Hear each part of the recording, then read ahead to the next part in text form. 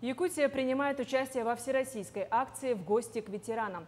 Традиционно ко Дню Победы органы государственной власти и общественники поздравляют ветеранов тыла, блокадников и детей войны. Так артисты Дома дружбы народов исполнили праздничные номера и вручили памятные подарки. В гостях у ветеранов побывала и Вероника Таюрская.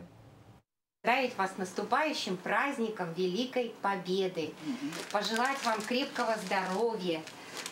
Татьяна Митрофановна Филиппова была 12-летней девочкой, когда ее семью застала война. Несмотря на детский возраст, ветеран войны работала наравне со взрослыми.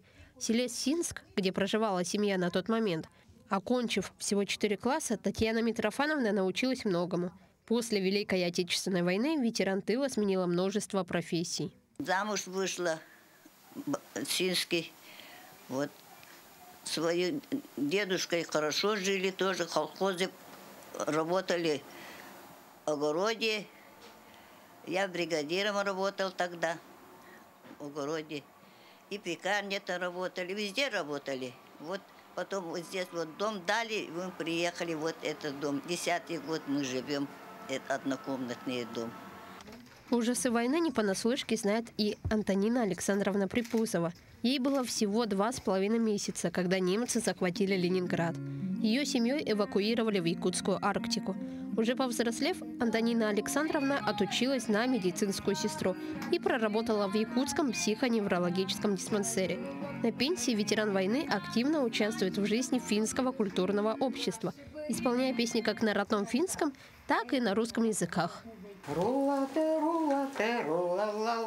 С детства любила очень петь. Любила петь. И постоянно это самое что-то дома пела. Даже помню, что мама моя говорит: выключите вы это радио. Радио, как будто радио поем.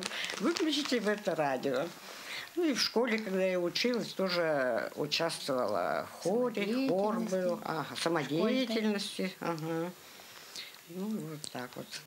В свои 96 лет Татьяна Митрофановна продолжает вести активный образ жизни. Ветеран войны и песни поет, и танцует, и стряпает, и даже занимается скандинавской ходьбой.